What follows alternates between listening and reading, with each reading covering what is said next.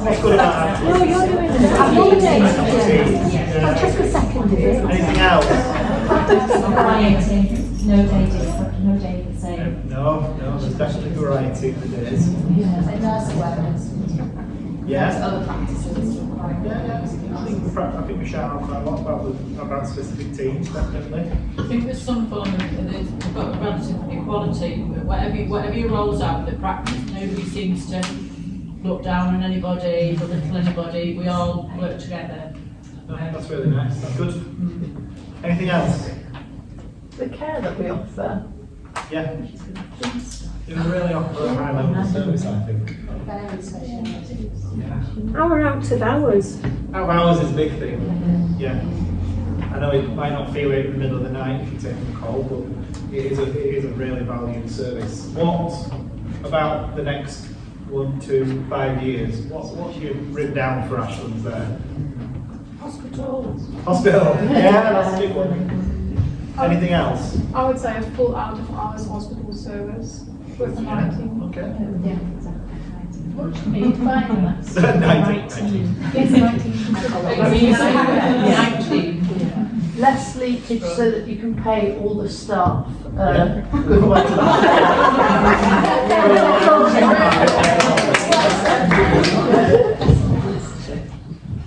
I want you to say out loud now.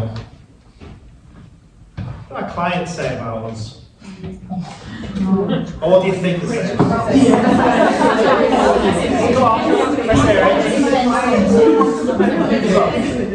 Yeah, it does depend on who the client is. Thinking on the whole, rather than the individuals, that may have knocked you off in the last week or so. What generally do you think the clients are saying about us? Recently, I've heard quite a few clients come out from husband vets saying how brilliant they are and how really happy they were with their service. Yeah? Yeah? It's very welcoming. Yeah? Yeah, Over receptionists Yeah, over above, yeah. We know them and we know the pets. Yeah. Charlotte's picked a few reviews out that have come out recently. I'm going to go through them.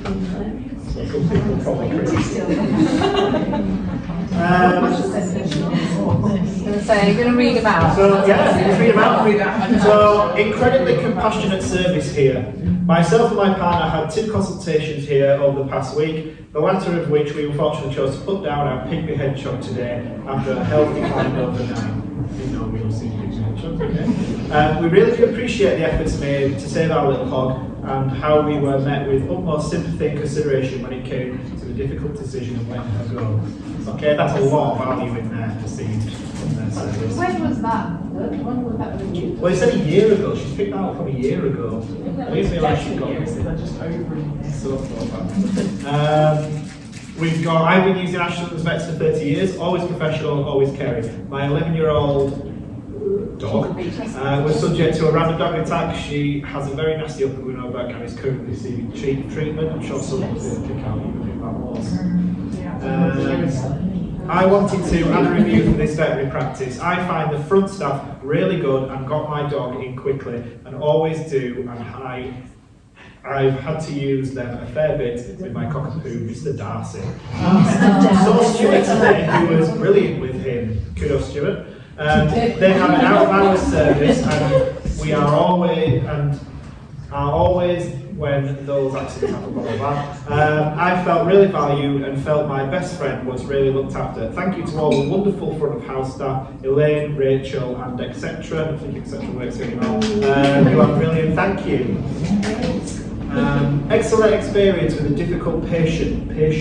My dog is very reactive to both humans and dogs who think they are a threat, and so visits to the vets have been avoided. On this occasion, we had to go for a minor op. My concerns about how my dog could be handled were listened to, worked with, and very importantly, was not made to feel like an over-anxious or neglectful owner. Receptionists and vets, Sam and Ellie, thank you. Anyone with a difficult reactive dog, don't worry, just give Ashlands a ring.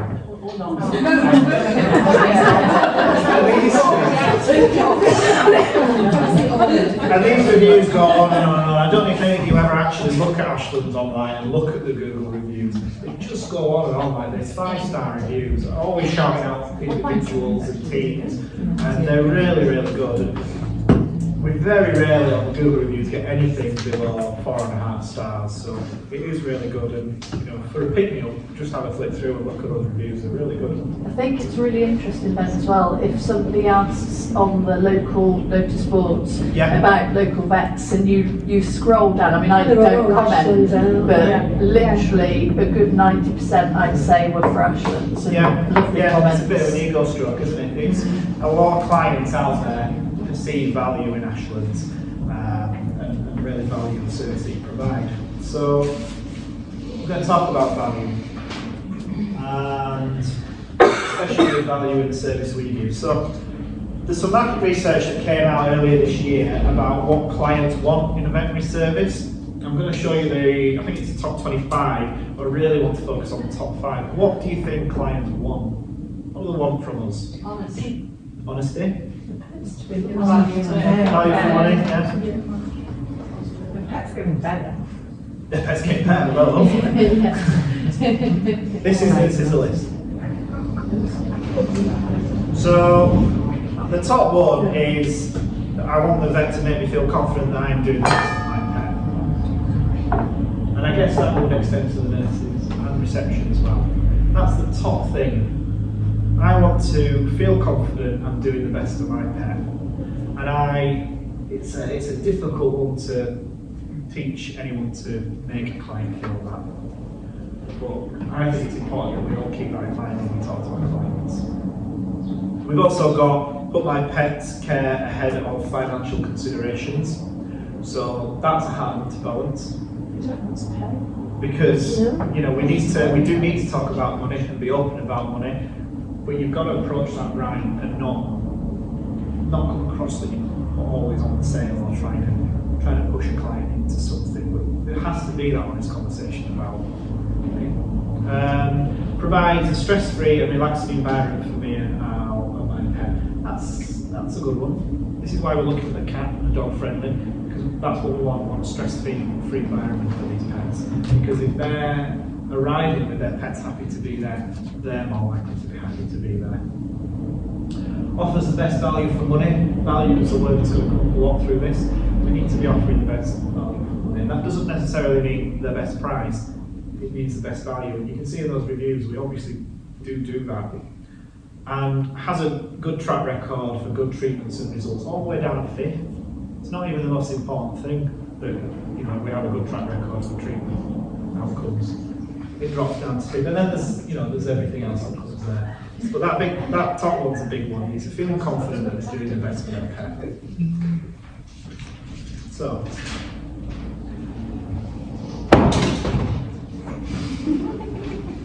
There's a bit of vet partners stuff in this. So one of the key goals with vet partners is to be a great place for the people to work and provide outstanding care for our patients and clients.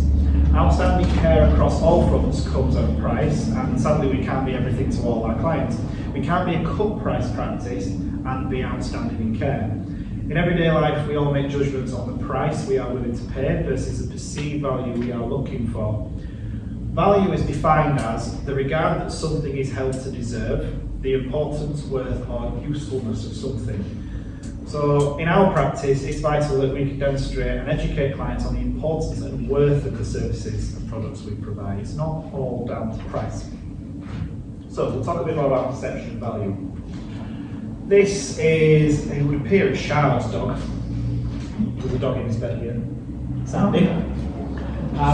Sandy's a rescue dog, which you could almost perceive isn't worth very much. She hasn't paid thousands of pounds for this dog, but she did spend £164 on a dog bed, £230 on a pet collar.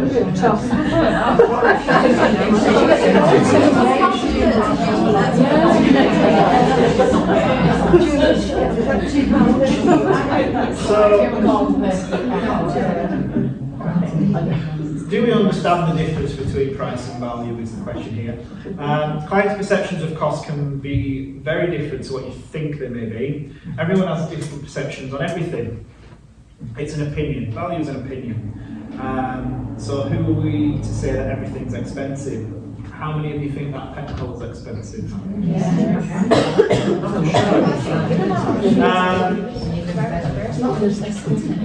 We do appreciate people that find things difficult, especially with the cost of living, and there's people across our team that are likely feeling that pinch as well. In our clients' eyes, us and what we provide as a service is priceless. Okay, so think of Charlotte here, happy to spend £230 on a dog collar. In someone else's eyes, this is totally extravagant, but not to Charlotte.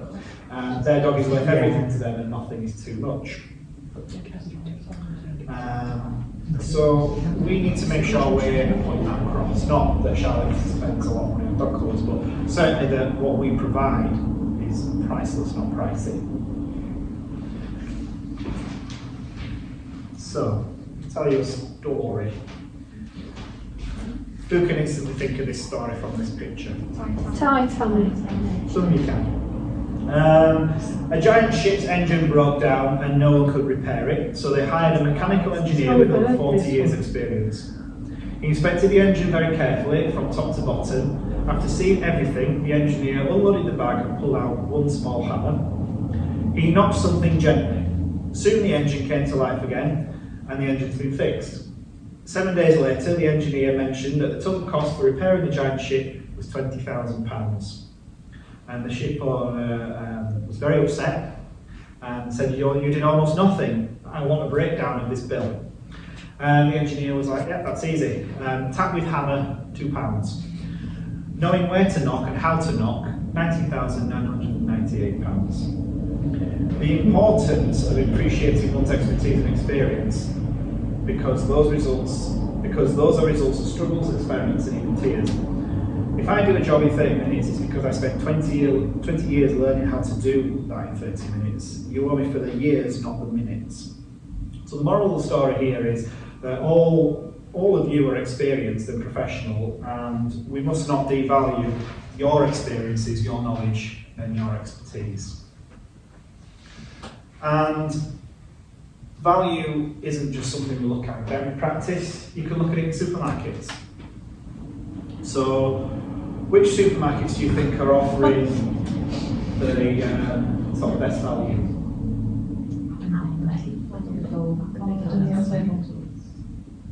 There's a couple of danger zones, and I don't think these are supermarkets. You can be low cost and provide a high quality service, but you're probably not going to stay in business for very long. Okay? Because if you are very low cost and very low price, you're not going to be able to invest in your team, you're not going to be able to invest in equipment, and your practice will sink quite quickly. If you're high price and low service, people are just not going to come, and you're not going to last very long. So we need to sit in a bit of a sweet spot with that. Where do you think Ashford sits on the measurement of supermarkets?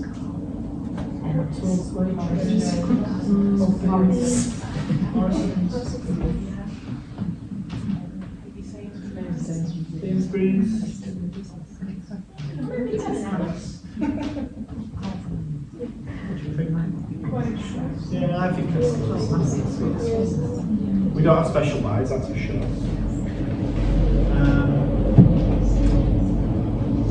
So what adds value?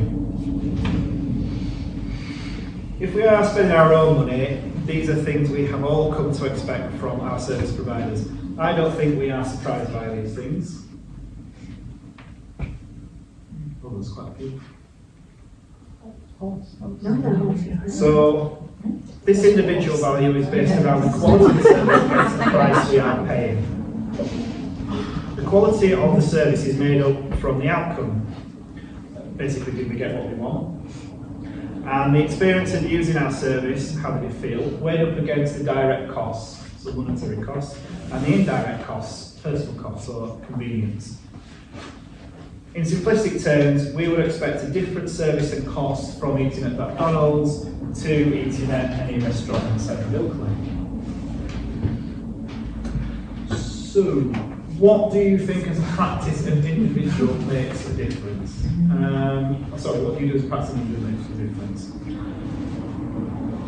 Our clients approach us, they engage in our services, they need our knowledge, they can't do it without us, they need our expertise.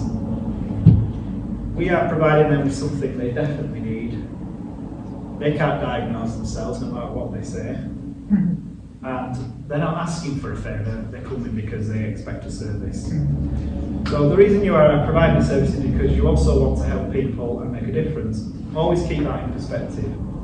You can demonstrate you're grateful for the opportunity to work with your client and their pet and deliver a great service. But remember, it is worth every penny. Why do customers always ask about price? Any suggestions?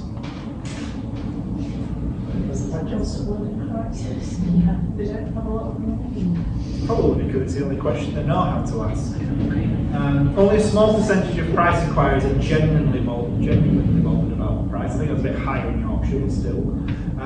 The others are just trying to get a feel for the service provider. They're asking about price to get a feel about the value of that and what service it is you're providing. Clients ask about the price. Sorry? I don't think clients actually ask us about the price. I think we have to be proactive in bringing it up. Yeah. But it is to us to package that value around it. I think a lot of it is when they're phoning around before they're your clients. Yeah. Because I certainly, if I take a call and say how much you charge for a vaccine, I'd be like, well, it's X amount, but that includes all of this stuff that goes with it. Yeah, that's it. It's building that value around it. It's not just the vaccine. So we need to manage expectations and be confident about cost. Being open and transparent with prices will take the pressure off and it shows that you're prepared and professional. Provide estimates. You must never say quote, as these figures will stand. Invoices should be detailed and break down the cost, which is something we're always expanding on. If the client is on the phone, you may ask if they are close to a computer, you can send them the breakdown and talk through it on the phone. I think we probably need to think about practicalities of that, but that's an option. We constantly get phone calls before they even register with us. Yeah. So we are spending a lot of time checking prices so that they can compare. And it does take up our phone lines are constantly going, but we're still spending this time going through. Yeah. I think largely, what are you finding they're asking about though? Are these routine front of house things? Yeah. Consultation, telephone consultation, vaccines, PHPs, just a general breakdown of what we expect if you register. So some of our prices are on the website, they're listed up there, but it is just a price list. It's not giving a full picture of what it is we give in that price. So it's good for the call because that's when all those conversations take place and expand on your prices and the service that we're actually getting. I'm hoping they turn into clients essentially from those conversations. Yeah, that's really good. Don't be afraid of price increases. They are normal and happen throughout all industries and services, and they're impacted by many different things. Clients are aware of price rises, even London has doubled in price. The price increase statements on social media posts, we could talk about price increase statements on our social media and stuff like that. I think that's something we're going to look at as a practice, is when we do have price increases, we actually even more forthright with our clients that this is happening and why. The RCVS suggests that we must ensure clients are aware of prices, including any costs incurred whilst the pay is with you. Ensure you give regular updates and also check on where the bill may be at. This can be done during daily updates and phone calls. So I think Germany are pretty good at that now, is having those conversations with the client and how the bill's doing. Good communication skills are key. Looking at your own behaviours can impact how you communicate with others. Build a rapport, use your active listening, your smiling, establish trust by mirroring customers and speak appropriately. Just watch out mirroring customers, we don't want to mirror all of them. But show empathy, the main one is show empathy. The clients need to see that you care. And it's really important that you refer to the pet by their name. If existing clients ask how, if they're an existing client, ask how they've both been. Probably don't linger on it, but ask. Show an interest in them. Remember that offering a service is an art form. If you're talking with a new client, ensure that you leave a lasting positive impression. Demonstrate value, believe in yourselves and your team, be proud of them, advise clients about the level of care their pet will receive, the qualifications of the team, the awards that we might have or soon will have, and what makes us stand out from those other practices, which you've identified loads of stuff already. And encourage clients to take payment, be proactive in asking for payment. So, for example, how would you like to pay today? And don't apologise. Think about what you have to apologise for. Have you done something wrong? So when you talk about money, try not to approach it from an apologetic point of view. So, big table now. Let's look at how we demonstrate love/care, value, as well as sharing the price for a couple of common services. So we've got two tables here, and there's two approaches to communicating this service to the client. Now, I've run around some practices when we last did a little bit of our price checking about who charges what in the area, and I've seen this service in this one quite a bit, where it's pretty much the answer of what I've asked, how much does this cost, and I just get the answer. But the middle column, that's what we're able to provide, is that insight into what that service entails and put value and stuff. Clinical team responsibilities. So, this is the feedback from you. How well, as a clinical team, do you think we do these things? So, using your skill and knowledge to the best of your ability. Talk through your checks and examinations. How are you engaging with clients? How are you communicating to them what we're doing during those examinations? Often, in minor complaints from clients, I'll hear, well, the vet never did this, never looked in the ears, or never checked the throat. Are we, because I know the vets are pretty slick at their exams, are you communicating to the client what you've done? Yeah, no? It's something to think about with your communication, is, you don't have to do the whole 12 steps, but certainly communicate, I've checked here, I've checked now, everything's fine. Because I see your clinical notes and they're really good, and I can see you've done everything. But for some reason that client's leaving with that perception that you haven't, and chances are you're so smooth with it. I've even seen a couple of complaints where the client said you didn't give a worming tablet, even though you definitely have, because you're just so sleight-of-hand. Ensure the client understands your recommendations. The client's understanding what you've recommended to them when they leave the room. Just ask that follow-up question. Even if you made that recommendation, just go, does that make sense? And make sure they do understand what it is they're saying. Sometimes they'll be too embarrassed. So you need to open that client up a little bit with that. Does that make sense? Give clear cost expectations. The receptionist should not be the first person to tell the client the cost. Alright? I wouldn't expect any client to leave the consult room completely unaware of what anything's going to cost today. We hit this quite a lot last year, so I should think that's improved. I've certainly not seen it come through on complaints. Clients need to make an informed decision, so they do need that information, but but it's finding a balance between giving them enough information and not spilling out into an hour's consult. Be mindful of vulnerable clients and follow up. Why do we charge? So all vet practices are a business, even charities. To be able to provide a service, we must receive money for this. Our most valuable asset is you guys. Your knowledge and opinions are what people are paying for. There's no NHS for animals. For many of you said this before. And clients do struggle with this as well, significantly. These are a couple of resources that we're going to start using a bit more on our public pages to sort of get the message through to clients about the cost of veterinary care and help them understand a bit more. So, what is a vet practice about? The clients want to feel respected, listened to, and they want to be well informed of our services.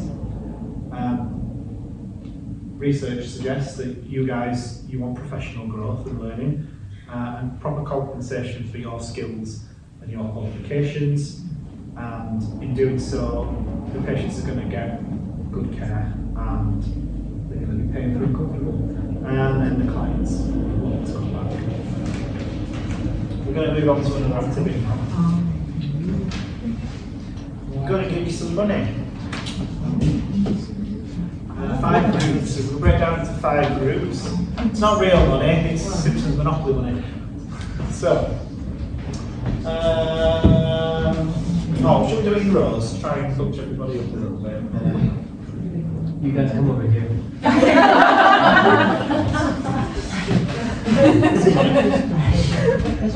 Just pass that down for a bit.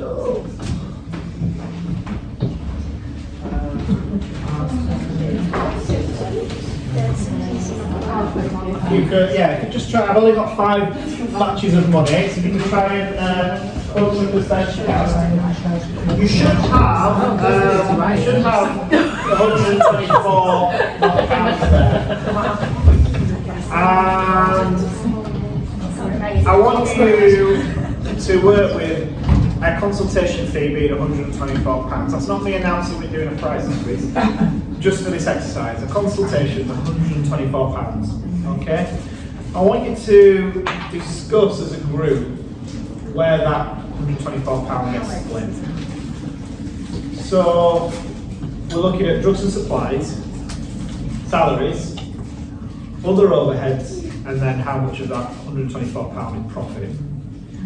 Now, before you start splitting that money up, I need you to take 20 not pounds out immediately, because that's your tax, okay? So out of 124, take 20 out already. I'm going to give you 5 minutes, have a talk, split the remaining 100 down.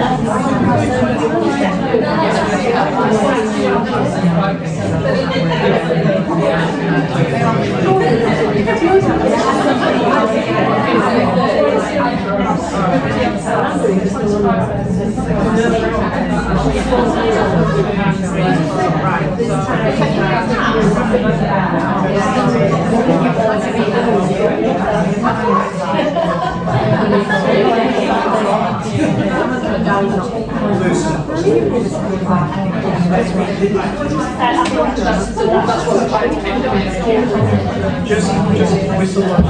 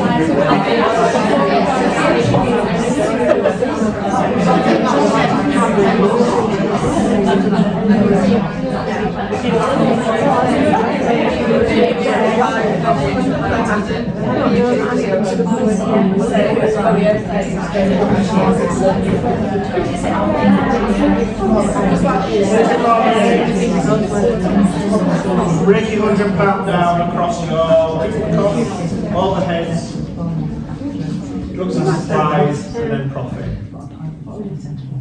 So, how much did you attribute to drugs and supplies?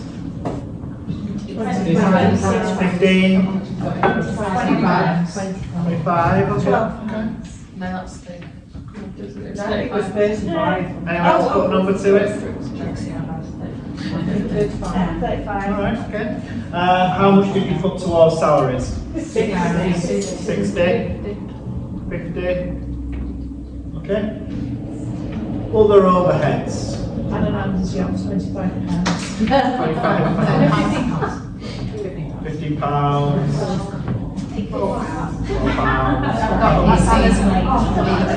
How much did you attribute to profits? 50. Okay. This is how it will break down for actions. So. Well, that's with drugs. All right. Just an example. Just an example. Yes, exactly. See? Programs and programs. This is how it breaks down. So, people costs, so our salaries, but that also includes CPD, things like that. Out of that £100, £50 of it is that. It was there, it was about there with £50. It was 50. We were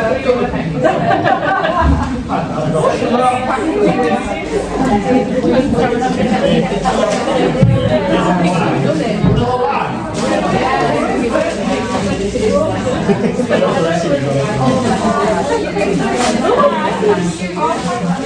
have to come and get some more if you want.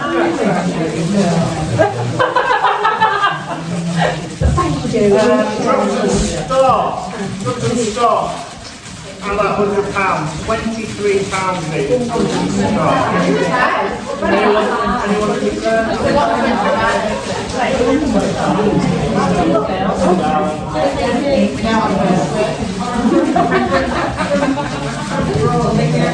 Overhead. So this is paying off equipment, renting the building, things like that. £15. Where were did you?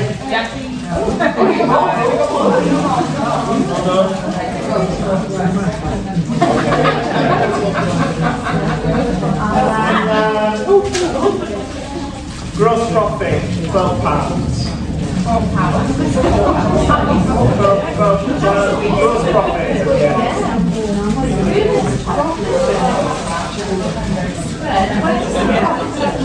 Who's taking I'm that? going to go on to it now, yeah. So,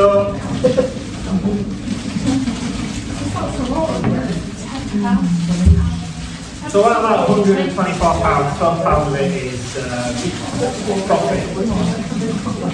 So, where does that profit go? Where do you think it goes? She's Scrooge McDuckin on a big pile of money. Any other, where else is it going? Building the hospital. Pension, shareholders maybe?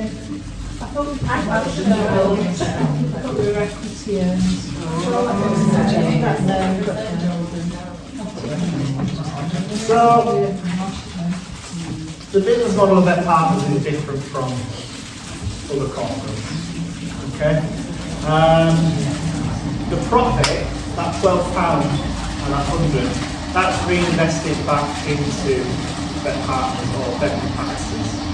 Okay? So if we just think about Ashland's alone, that £12 is reinvested back into Ashland. So when I talked to you at the beginning of the year about CapEx, things like that comes out of that £12.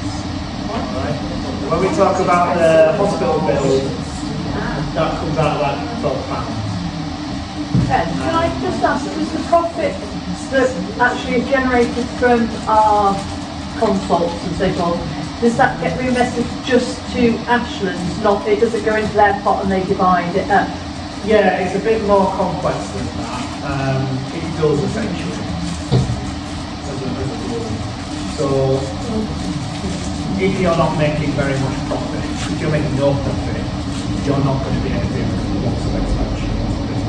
So if we were performing poorly, this hospital thing would be good. If we were doing poorly, we wouldn't be able to buy the huge sound machine company or things like that. What's the average cost of that problems? Well, you're joking all over this. So, the profit is reinvested back in. John Malone takes a salary, she doesn't pay the profits. I'm not going to comment on the salary, but she takes a salary, she doesn't pay the profits. There are shareholders that invest into the business, but again, they don't take the profits. Their money comes from increasing the value of their partners, and then when another shareholder buys in, they sell their shares, that's where their money comes from. Okay? So it's not taken out of what Ashland makes as such. Okay? So, costs involved in providing services.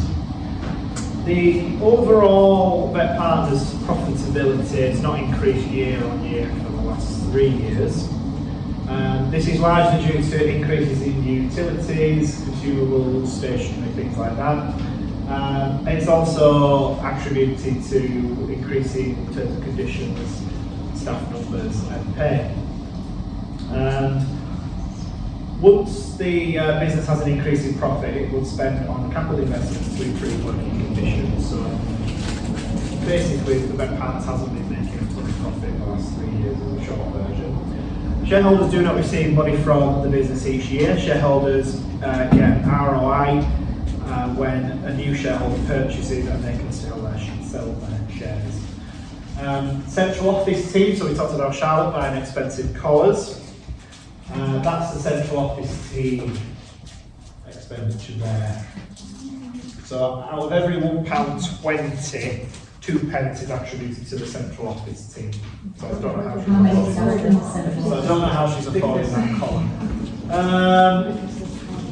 The central office team, I think, I'm going to come back to you on that because I'm not too sure. I know there's probably 15 people in the IT team, and then the people team consists of like 8 people. And Are the IT team considered central office then? yeah, the Vet Partners IT are considered central office, but they do use an external provider as well. So, costs involved in providing our services. So, if there was an increased level of profit, it would most likely spend more on capital investment and improving working conditions. Shareholders do not receive money from the business each year if their practices made loads of profit. In addition to investments, we make in equipment. In addition to the investments, we make in equipment and facilities. They're showing us capital investments. Now, I haven't had a lot of time to look at this slide, so I do apologise.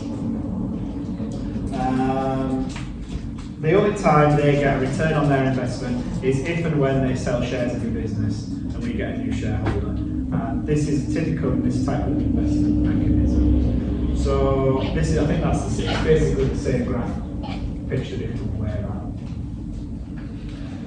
So EBITDA. Percent is going to expand the business, that's really expanding their share, isn't it? That's how it Significantly. Yeah, and that's why they expand as much as they do, because it's going to increase the value of their partners. EBITDA. Would anyone want to share what they know about EBITDA? This is a figure we look at quite a lot. So earnings before interest, taxes, depreciation, and amortization. It's essentially your profit margin, in short, after taking everything else out of the equation. And that tends to be the percent we work with when it comes to investment in equipment, buildings, and training. So,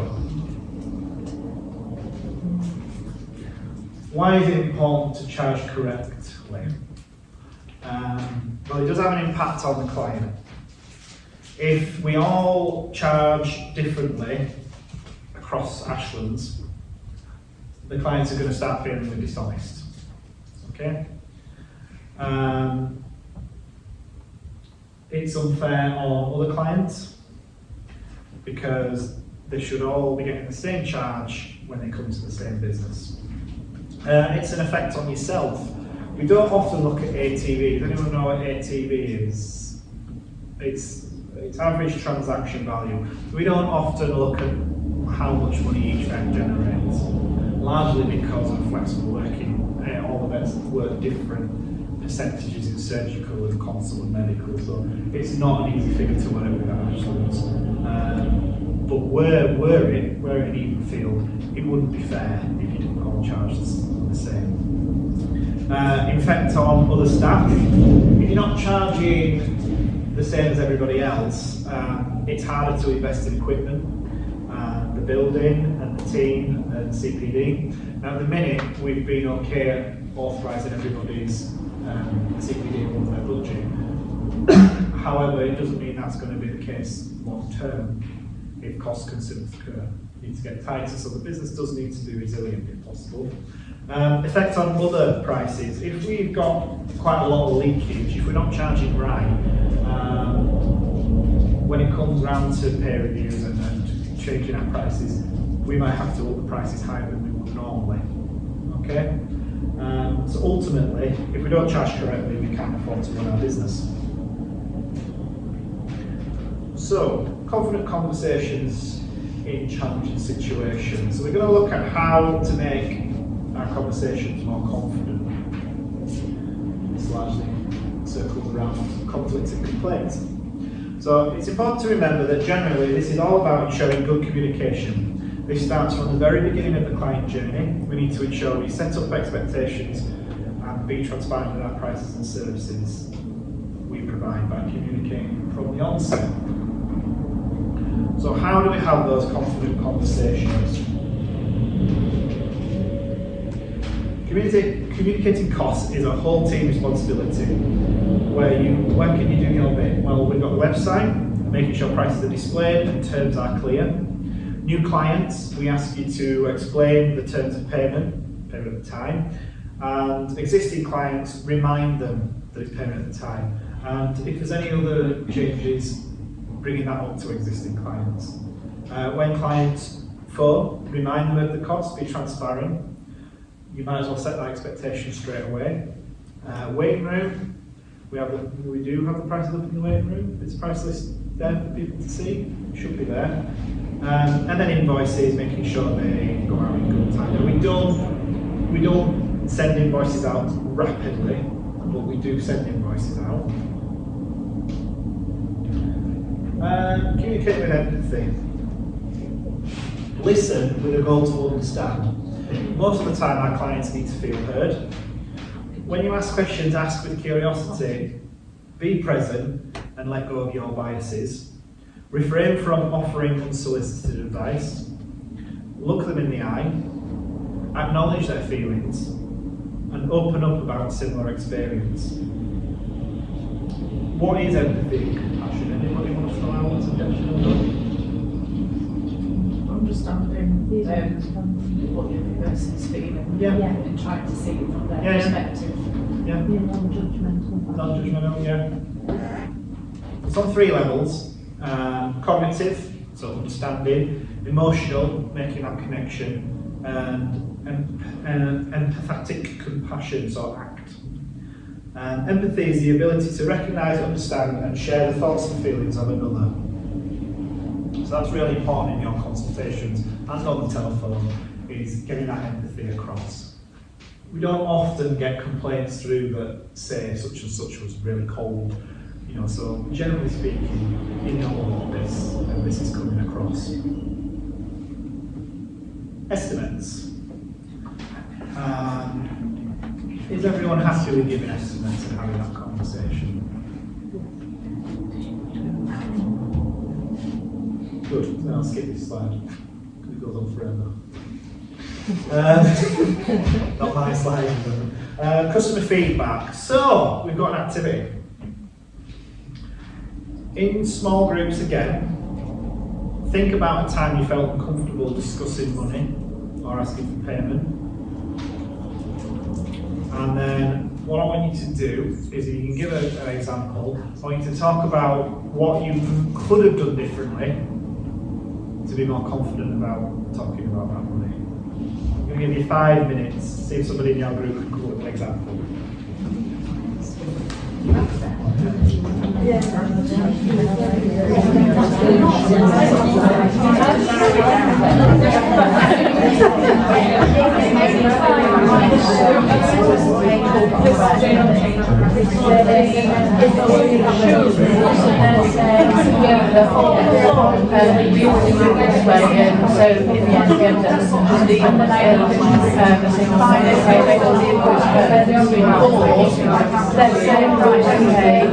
You know, you're asked to go back and it's not clear what that amount is for. So it's the insurance. That's like giving clear actually X, Y, Z. It makes it really hard to ask what you say and just to be clear and just not to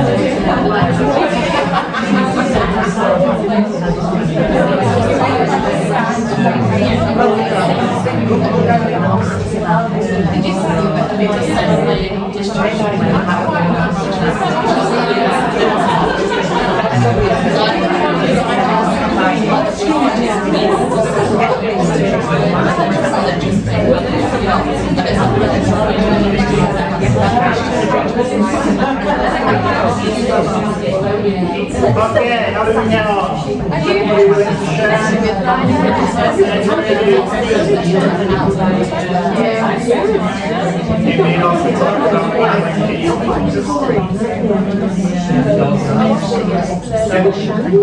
So, this guy's in the hospital. State dies under answer. As a complication of the procedure, but you're still charging for it. Yeah, okay then. So how would you navigate that? Reduce the fee. Reduce the fee. Why? Because it dies. Places what we set out to do, but we'd have to talk to you about that, wouldn't we? Is it your fault? Oh, let's not. It's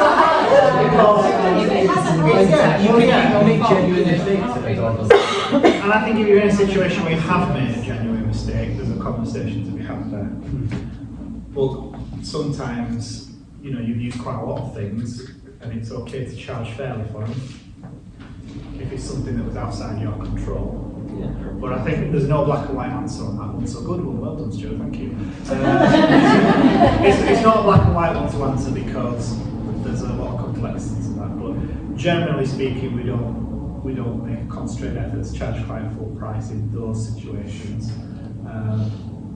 But equally, we are a business, there's no reason we should put ourselves out of pocket as well, because sometimes these things happen. Any other examples? Easier ones if you could. So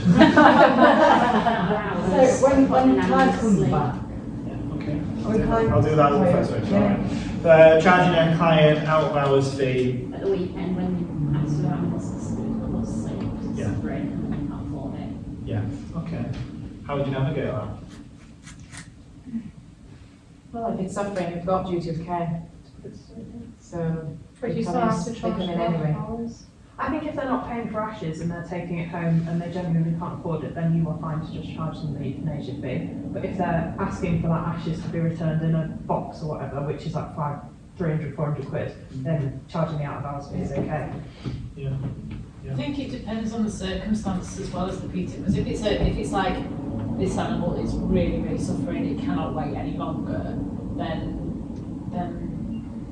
that's different. But I suppose like if it's like, oh, it's been bobbing on for a while and they just want it now, then would it probably be okay for another day when we're not out of hours? And that might be. Does that not affect all out of hours though, if they're in pain or putting them to sleep or not? The clients that have had a lot of care, you know, at the end of their dog's life and they've been with us for years, I think if it's an out of hours PTS and it's that time that's happened because they've been so poorly and they've paid so much money for years and years and years, maybe it could be slightly. Yeah. I'm going to play devil's advocate to Dr. Hurlchan. Can I just say though, Ben, surely there should be a straight across the board, because then we're managing clients' expectations, and the minute that you go outside of that, it's the minute, The minute we're in that free slide. Yeah, I did take a call yesterday from a client who was adamant they wanted to speak to a vet, a specific vet, at that point. And I ended up booking her in a consultation charge on Wednesday and said that there will be a charge for a call, because then she was like, well, no, they don't usually charge. And I thought, well, for every other client I'd speak to, there would be. And so that needs to be across the board, doesn't it? Yeah. It's quite hard to turn it around when the client's expectations have been one way for such a long time as well. To answer your scenario in particular, they're charging out of hours because they're coming to us for a service out of hours. Providing out of hours isn't cheap, and they're using it, and they would be expected to pay anywhere else at any other practice. So it is awkward because their animal's coming to be put to sleep. And that's also, it's not free. We have to charge consistently and fairly. So if you're not going to charge that animal to be put to sleep, why would we charge the ones coming in for life-saving surgery? Do you see what I mean? Would you rather we got £100 paid on the day that or a death of £500? Because that's sometimes you might be able to get £100 out of them with the euthanasia for taking the body, but you might otherwise be leaving 500 quid. Well, I haven't got a credit card for this, that I haven't got it, so they just walk off with the debt. So it comes with a conversation, doesn't it, about money straight Do we away? even challenge them on the day of the euthanasia payment? We don't generally in hours. We're pretty relaxed about that. That comes down to communication again. So the client decide our approach. Yeah, the client at the point of calling is having that conversation about what it's going to cost, so their expectation starts before they come. It's going to come about in the vet's meeting today and then announced a bit further. We've expanded a little bit on euthanasia and been a bit more transparent on what it is we offer, because the website had a paragraph, but now it's got quite a lot. And we wanted to signpost to that, talking about the procedure itself and what it involves, so they understand the value of that service.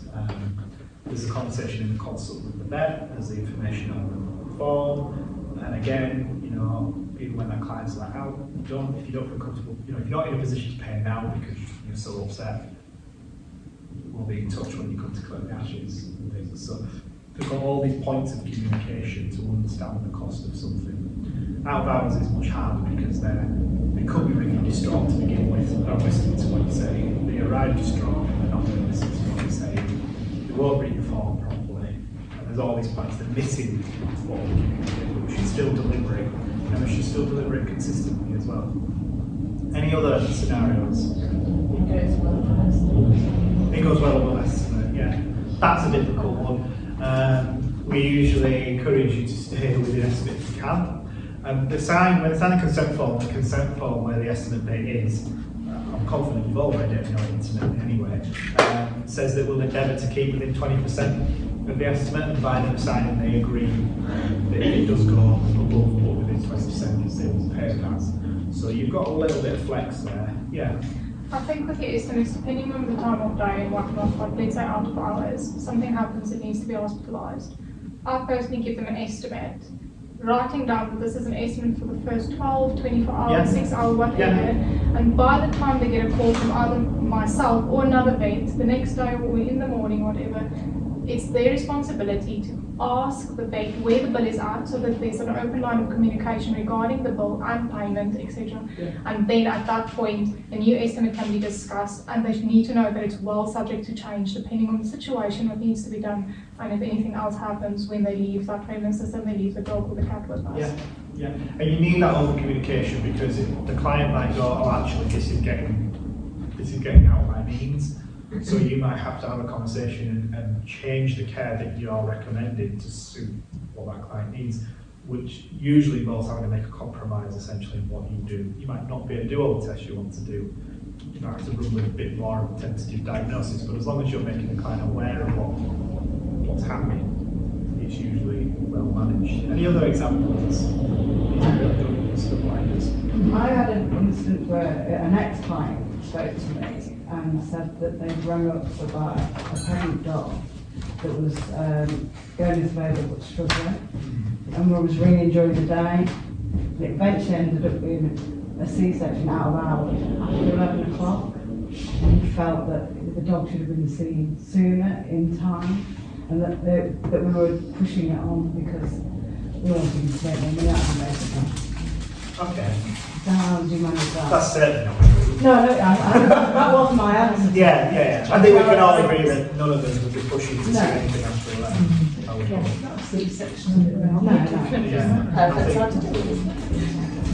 And how was that managed? Well, I just said that it's actually by confidence that whatever situation he was during the day, it was being dealt with professionally and with the interest of the dog. Yeah, definitely. That will be handled with the knowledge that was presented at the time. But obviously I don't know how he was fed back for him to go away feeling like that. Yeah, that's interesting. Any others? I think there's been something that's in over the weekend, then you take over like the hospital shift on a Monday, and like sometimes the communication with the bill hasn't been there, and then you're left with, oh yeah, your bill's actually at £1.50 currently, and your dog still looks bad. That can be hard. Yeah. And how do you manage it now? How do you get through that? I don't know, I don't do hospitals.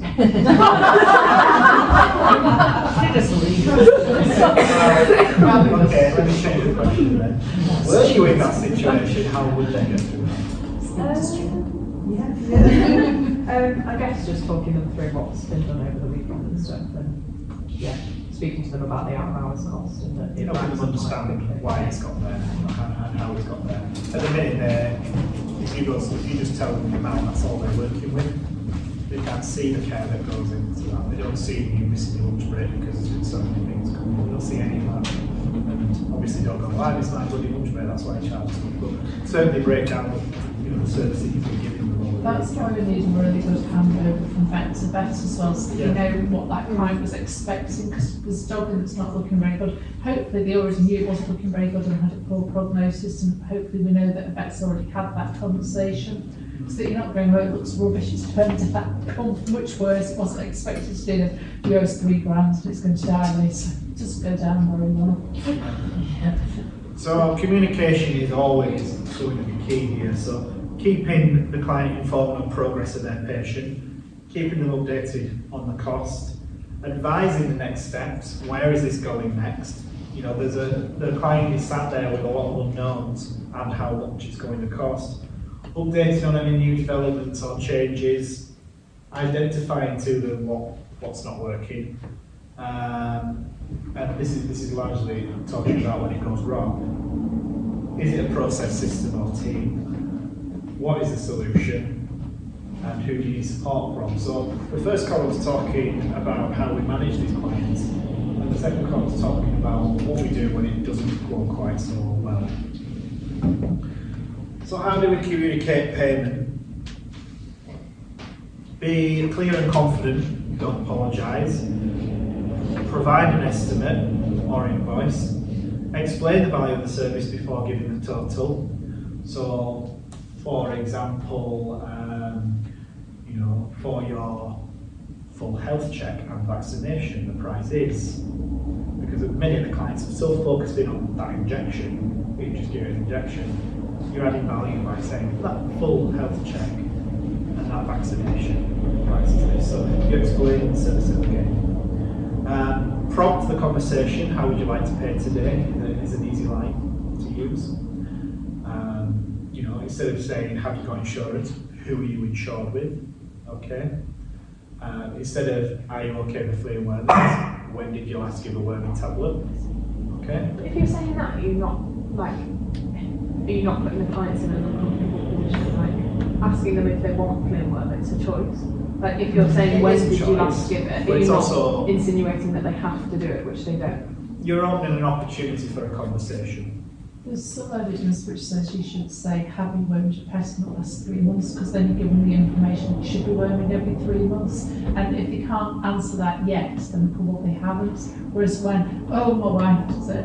Whereas apparently being more specific with your question gets more useful information. Yeah, it's more open the client up to a conversation. You're not even, you know, even if there's no aim to sell them the worm, it's just. But you're not opening the conversation if you just say, do you want it? No, because it's yes or no, isn't it? When did you last work your dog? Oh, I don't know. Oh, well, I'm thinking about such and such lifestyle. We will probably recommend you worm this and that times. And it's to them to say, well, have you got any worm? Or for them to go away with. You're still giving that information and adding value to that service that you're providing.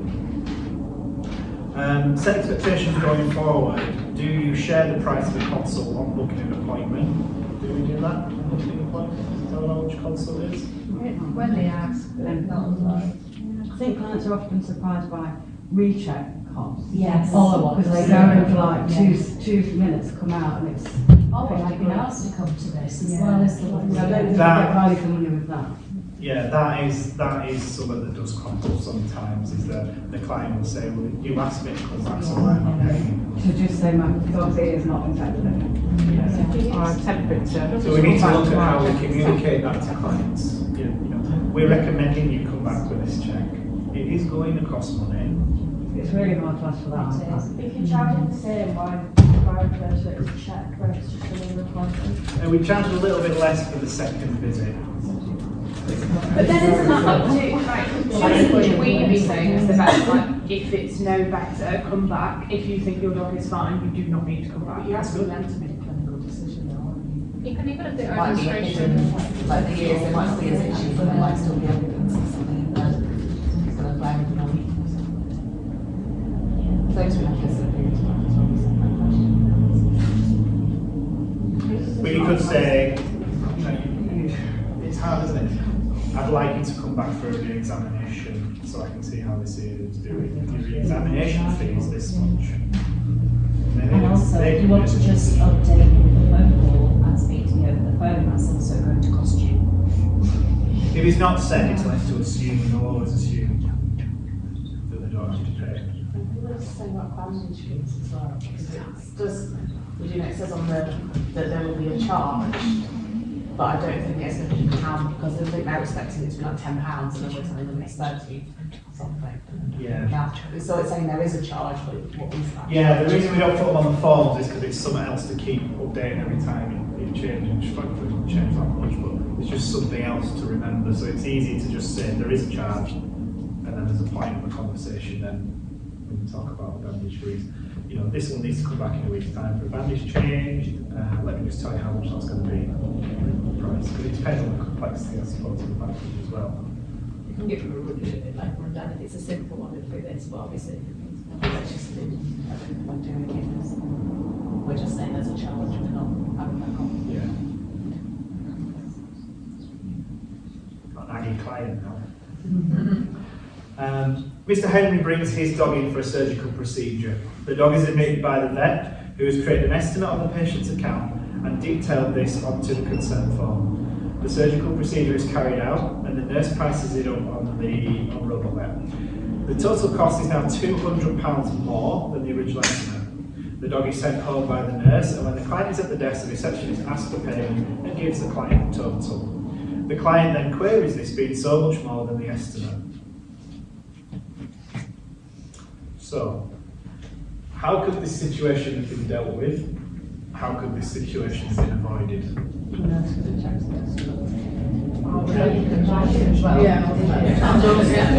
You say if you just clarify that it's an client to say that Henry has gone through surgery, but unfortunately we've had to use so many more X-ray plates. Yeah.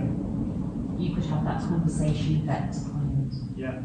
Yeah. That's not for a receptionist to discuss though, that's down to medical teams that. Yeah. We're not qualified to do, I'm just talking about what Sylvia's saying. So where's the gaps been in this communication?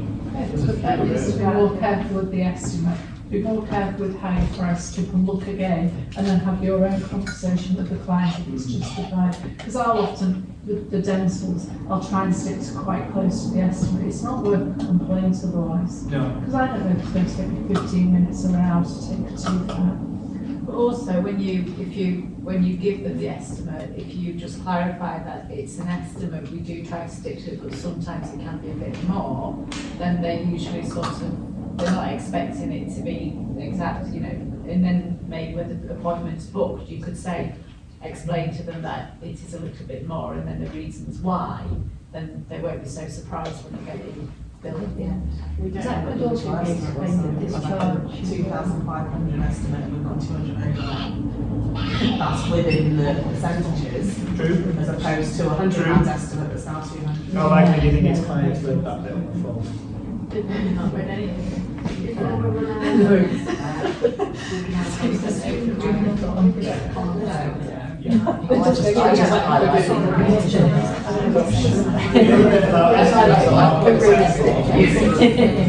tells them we'll aim to keep within 20%. It does also say that if it's looking like it's going to go above that, we'll make every effort to contact them and discuss why and have that conversation. And it's important that we do that. And that's largely what's missing here. There's no team member to team member conversation. The nurse hasn't gone back to the vet now. This has gone quite a bit over. Do you want to have a look at it? Luckily, we don't have that situation where it's charged the wrong work, thankfully. And there's been no conversation with the client about the costs until it's got to the desk, which has really put that receptionist in a difficult position. Because I would hope there's at least two points of contact where the client is aware of what the bill is likely to be, which would be the estimate originally and a cost update when they've run for progress. Just as another comment on what you were saying there about the vet and the charging, it should pay more attention to the estimate. I think that's potentially a big area of misleakage, is we're not charging for things we have done because we're matching it to what's been estimated. Okay. Rather than improving the estimate in the first place, or ringing the owner and saying, we've done this, it's going to be, or we're able to do this, it's going to be more. Yeah. And we're doing it anyway, but not charging for it, so that it matches the estimate. Yeah, and is that, I mean, what is that? Is that to avoid that conversation, do you think, with the client? I think so. Yeah. To keep them Because on you're doing the work, you're doing the work. Yeah, but we're just not charging for the work. But we, you know, there's no reason why you can't have that conversation with clients. And clients, surely someone's had that with their mechanic. They've gone in for an estimated amount of work, and the mechanic's run and gone, well, I've now found this, and it's going to cost this. Take your time quickly. I did this and it already cost you this, so rather than asking you first, they often just go ahead and. They often just go ahead and do it, yeah, I know. And if you want your car back, let's have a look at this other one. Mrs. Williams has called the practice to ask if she could have someone explain her bill to her. Her cat, Sooty, was hospitalised for 3 days last week due to pancreatitis. Sooty went home on Friday. Mrs. Williams was so pleased to have Sooty home, she paid the bill without looking at it in detail. Now she's querying the cost of the FPI test on her account. It's a lot of money, and she doesn't know what it is. So how's she got there? She couldn't need a post-op check, post-hospitalisation, could we go through it all with her there? Yeah? Face to face, read to face. The likelihood is the receptionist has picked up this call. I've just been looking at my bill that I paid at the time, and what's this test? So, how do we approach that on reception to start with? Is there, we normally look to see what's on the notes as well, if it's been clarified about anything, but normally we'd have to put them on hold and ask what an FPU test is in back. One of that, so medical. I think the thing that hits me first is how that client didn't know what that test was to begin with. Somewhere along the line, that test must have been agreed, and if it hasn't, we've really broken down the communication. Because we might say we're going to do a blood test for pancreatitis, but not say what the actual name of the test is. Yeah, so that's the easy thing to answer. I can see on your notes that the vet mentioned on this day they were going to do the test to assess blah blah blah blah. And the It's client, not an in-house test. and the client might go, oh yeah, actually I do remember that conversation. Equally, it may not be discussed. So how do we actively make sure we don't get caught in those situations? We all know the answer to that. You talk about what you're doing as you go along, and the implications and what it'll cost. Do you not think though, Ben, sometimes, to be fair, when people come in and they agree to all this being done with their animals, they're sort of like, a lot of it gets filtered out because it just goes over their head. Yeah. So they will come and, we do get people obviously ringing up and querying what's this, what's that, and then when you've explained, they're like, oh yeah, I remember now, or all right. Because it's a lot of information, especially if they're not, they're not medical anywhere. It is, and it's a lot of pressure as a clinician to deliver on that information. Yeah. So the studies on that sort of subject suggest it's about 30% of the consult client remembers. Yeah. But you're managing their emotions at the time. So you're taking on a lot. So it's a bit of a potluck on which they said to take away. And if we go back to that table of what clients want, it's wanting to feel like they're doing best for their animals. So they'll remember the reassurances that you give them, that they're trying their best and you're working with them. We'll often remember when you talk about testing what it costs. I think if it's been explained at the time but they've not fully taken it in, at least that phone call when they ring back to query it will be, oh, that's the external lab test, and they say, oh yeah, I remember now, that's fine. End of phone call.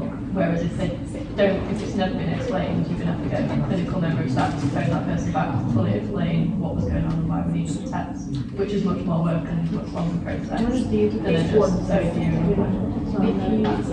Might just the name of it, because if they've had a comprehensive panel and another blood test, as well as that one, they might say, well, that's the blood, that comprehensive is the blood test, and what's this one?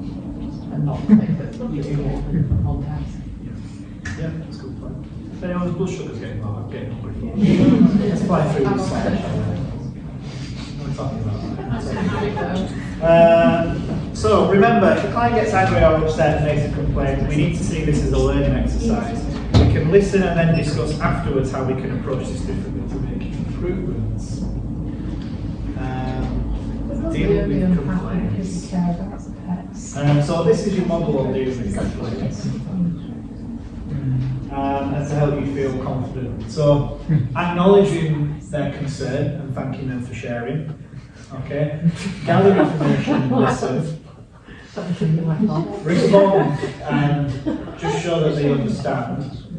Explore with them the options and potential alternatives. And then establish a workable plan or escalation. Okay? So often, some complaints don't even need to get as far as me, because if they've come and had a moan at you and it's manageable within your realm, you know, acknowledging their concern, getting that information, telling them that you understand their frustration, and then telling them, as I see it, these are your options.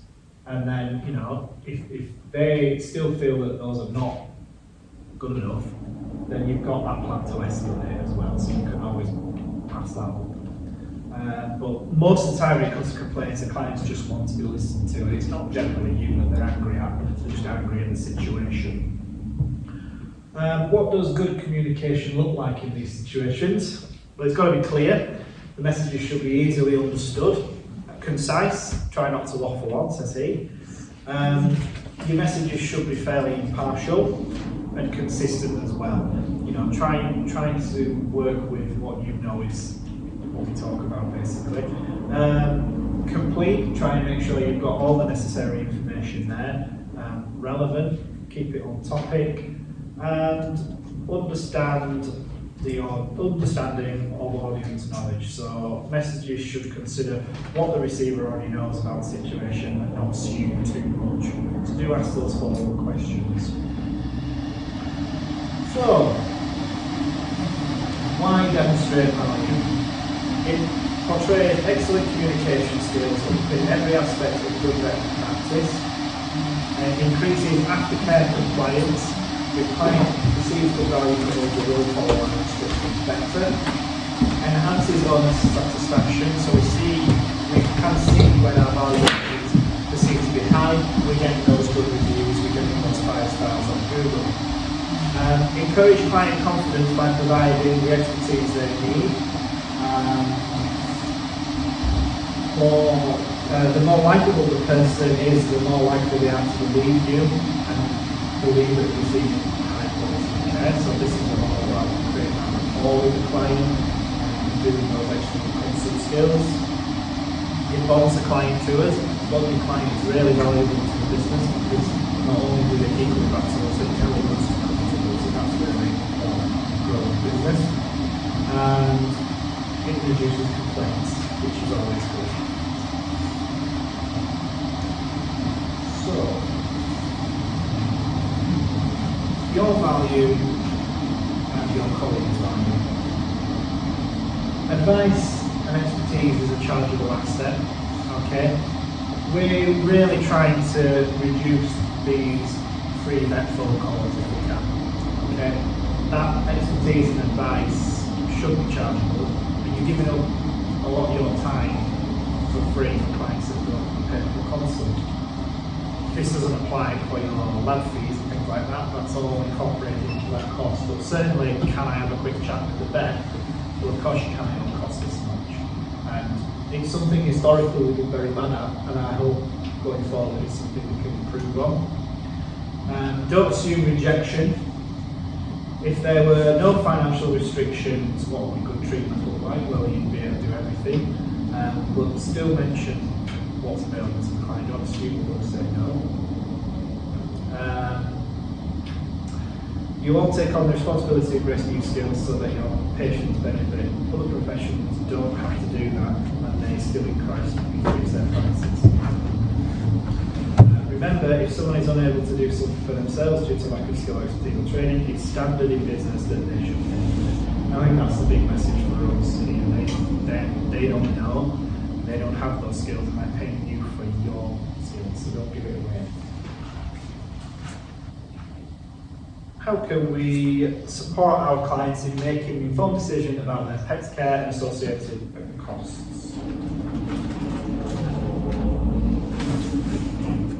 I never write this far in the slides because I ran out of time, I'm very sorry. So, to finish the session, we'd like you to overcome the barriers you wrote down earlier. Have we still got that list of barriers, or did we eat the paper? It says pick 3, let's keep it to 1 and 2. Pick the ones that hit you the most, and I want you to write down, I'm only going to give you 3 minutes because I have a sandwich, write down what you would do to overcome those challenges.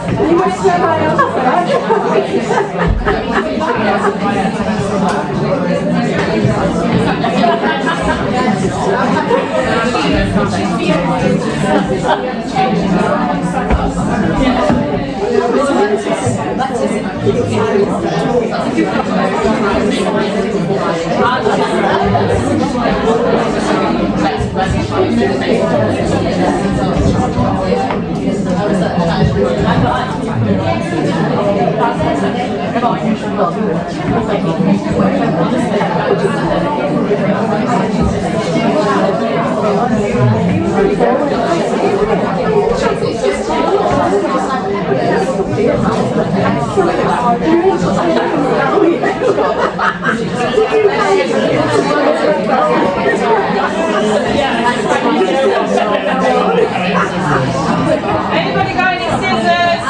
Yes. Give her a bag of sweets.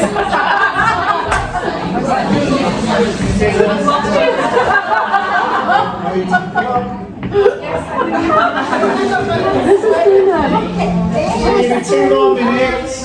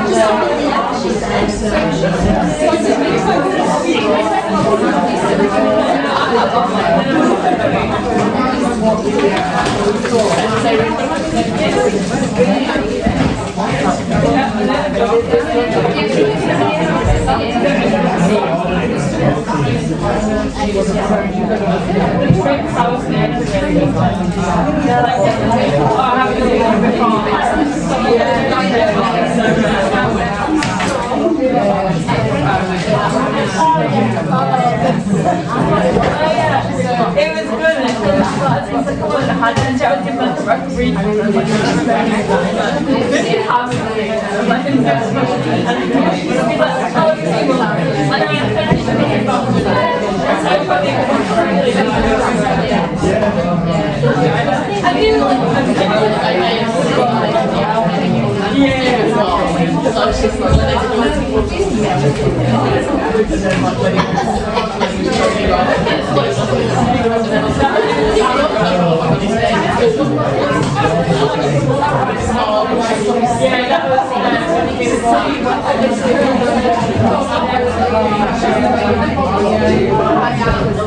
Yeah,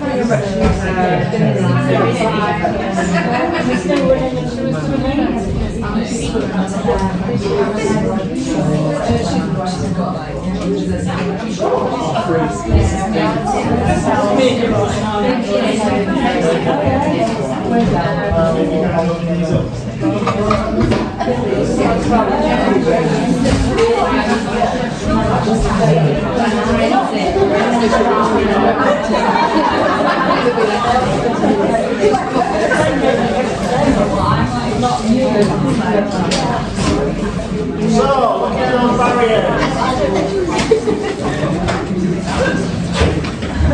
3 more pages. Next experience is the bit where it brings home, so we can just work quickly. Looking back at your barriers that you had at the start, would anyone like to share what you do to overcome those barriers now? Sorry? Yeah. So it's filtered into the desk and they have to go. Yeah. Yeah. So having those points of communication, so the client doesn't go, oh, well, I didn't know how to pay. That's why it's done. Any others? More, maybe discuss a bit more open with the client in general. Talk to them. Yeah. I think we've been through loads just in the last 12 months with this, all those conversations with clients. The communication, the complaints that come through about not knowing what something costs is significant, so we're getting that all the time. Any others? So it's the sort of cap and estimates of each of the prices up to the console process of I don't know if anyone was aware that there was a console on that, because I've seen some vets they'll write an estimate out and then they'll write it all out again to price it up. Yeah, so if you're following another vet's estimate or your own, you can go into that estimate and just change it to the console, and it already puts all that chargeable work on it. I've not used it myself very. So it's an issue that in a way you want us to price the individual drugs. If you do the estimate consult the anesthetic, you can price it. Oh yeah. So then you can keep So it's only really going to work for a test and console rather than ops. Yeah, we're not doing that. So, takeaway. Be proud of the services your practice offers and be proud of your role. You're providing the service that your client needs. Your clients have chosen you to look after their pet and they trust you. That's why they come. Don't judge what the client might spend. Don't apologise for the cost, but share the value. The NHS for Humans isn't actually free, despite perception. Pet ownership brings responsibility for the owner. You know, they made that decision to get that pet, so they need to take responsibility to be caring for it. Manage expectations. You do offer a professional service, and you are amazing. I think you Come on, flag it. Any questions? I really want to thank you for my presentation. I had an hour and a half. Thank you very much.